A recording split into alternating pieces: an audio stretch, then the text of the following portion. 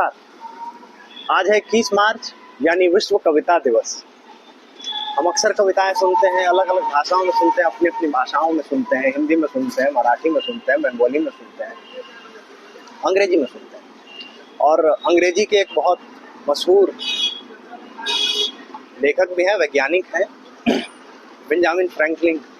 उन्होंने कहा है कि either do something worth writing और राइट समथिंग वर्थ रीडिंग। तो जो साहित्यकार होते हैं, जो कवि होते हैं, वो कुछ ऐसा लिखते हैं जो पढ़ने योग्य होता है। तो साहित्यकारों का कम से कम सम्मान होना चाहिए, और है।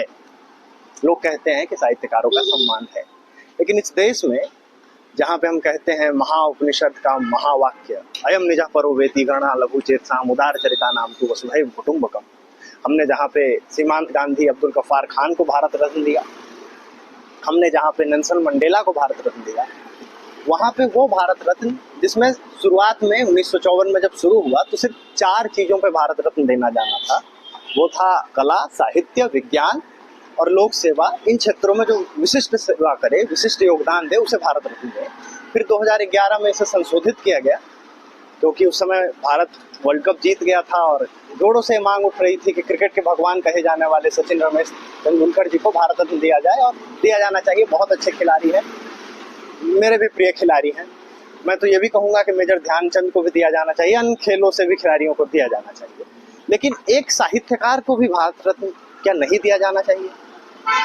भारत का पहला नोबेल पुरस्कार, जो एशिया का भी पहला नोबेल पुरस्कार था, वो जिन्हें मिला था वो भी एक साहित्यकार थे, बंगला भाषा के साहित्यकार, हमारे गुरुदेव रविंद्रनाथ टैगोर।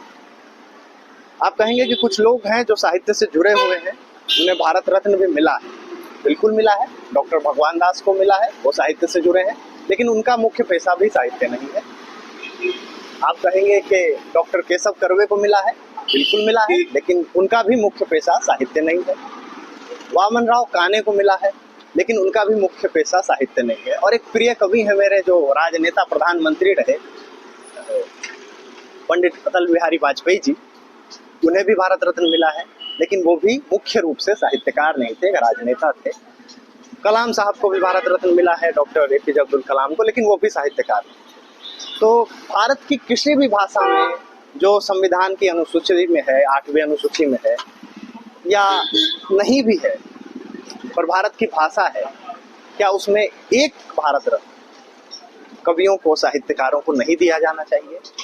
अपनी राय रखिएगा। धन्यवाद। विश्व कविता दिवस की शुभकामनाएं।